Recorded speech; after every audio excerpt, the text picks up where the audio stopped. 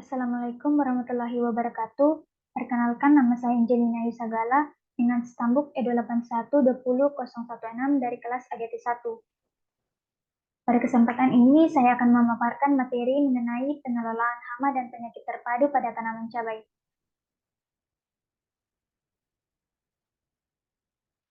Cabai merupakan tanaman perdu dari famili terong-terongan yang memiliki nama ilmiah Capsicum sp. Cabai berasal dari benua Amerika, tepatnya daerah Peru, dan menyebar ke negara-negara benua Amerika, Eropa, dan Asia termasuk negara Indonesia. Cabai merupakan salah satu produk hortikultura yang mempunyai sifat musiman, mudah rusak, bersifat segar, dan memakan banyak tempat.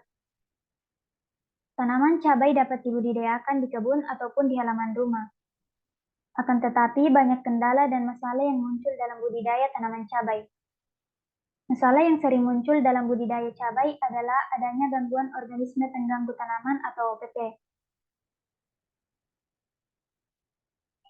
Hama dan penyakit tanaman yang menyerang tanaman cabai sangat beragam. Namun, hama yang umumnya menyerang tanaman cabai adalah lalat buah, kutu kebul, dan thrips. Hama tersebut merupakan hama penting yang menyerang tanaman cabai. Sedangkan penyakit yang umumnya sering ditemukan di petani adalah Leiofosarium dan Anthracnosa. Adanya hama penyakit tersebut dapat menurunkan nilai ekonomi dan produksi tanaman cabai karena hama dan penyakit tanaman dapat merusak hasil panen dan tanaman. Hama yang menyerang tanaman cabai yang pertama yaitu hama thrips. Hama ini berupa serangga yang biasanya akan bersembunyi di balik daun tanaman cabai atau bisa juga di balik bunga. Warnanya hitam dengan ukuran kurang lebih 1 mm. Gejala serangan hama thrips ditandai dengan daun bagian bawah keperakan, berkerut, dan mengeriting. Beberapa pengendalian yang dapat dilakukan antara lain pemusnahan bagian tanaman yang terserang, penggunaan perangkap likat 40 buah per hektar area dipasang sejak tanaman berumur kurang lebih 14 hari setelah tanam. Perangkap dapat dibuat dari potongan bambu yang dipasangi plastik map warna kuning. Plastik diolesi dengan lem agar thrips yang tertarik menempel. Yang kedua, lalat buah. Lalat buah biasanya akan meletakkan telurnya pada buah cabai, sehingga larva akan berkembang di dalam buah dan menyebabkan busuk basah pada buah. Satu ekor lalat buah dapat meletakkan telur mencapai ratusan dalam buah cabai. Gejala terlihat pada tangkai buah, ujung buah maupun bagian tengah buah cabai yang masih muda atau hijau menguning. Serangan pada ujung buah dan bagian tengah buah akan menyebabkan buah cabai menguning dan busuk serta sedikit basah. Jika diperhatikan pada buah cabai terdapat titik hitam atau lubang kecil bekas tusukan ovipositor lalat buah betina. Jika dibelah, di dalam buah terdapat larva lalat buah berukuran kecil seperti ulat dan berwarna putih.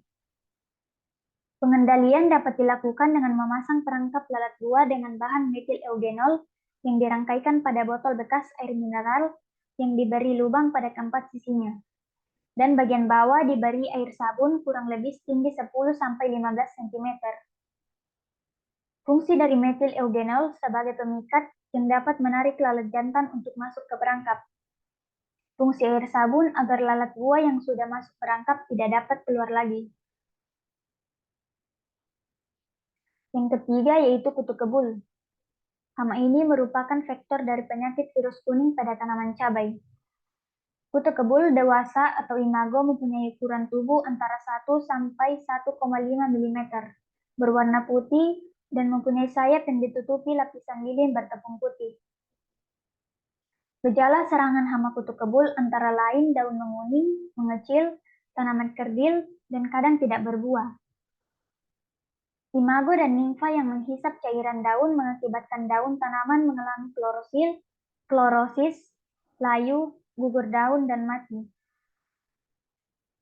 Pengendalian dapat dilakukan dengan cara menggunakan musuh alami untuk kutu kebul seperti kumbang koksi dan lady beetle. Kutu kebul dapat tertarik dengan warna kuning sehingga dapat menggunakan perangkap kuning yang terbuat dari kertas yang diolesi dengan stempet atau silinder. Hal ini sangat membantu mengurangi populasi.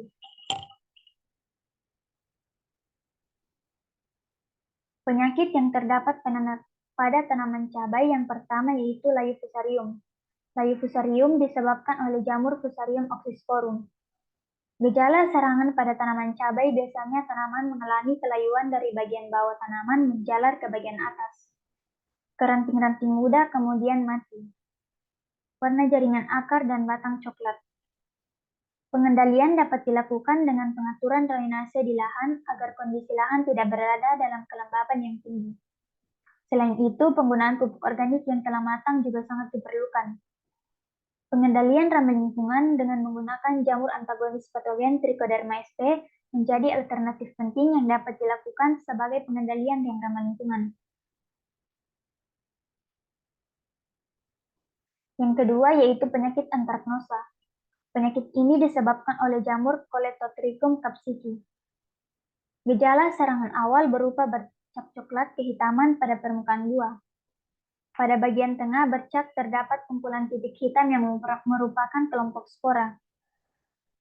Pengendalian dapat dilakukan dengan menggunakan agensi hayati antagonis atau memanfaatkan mikroba Pseudomonas fluorescens dan Bacillus subtilis.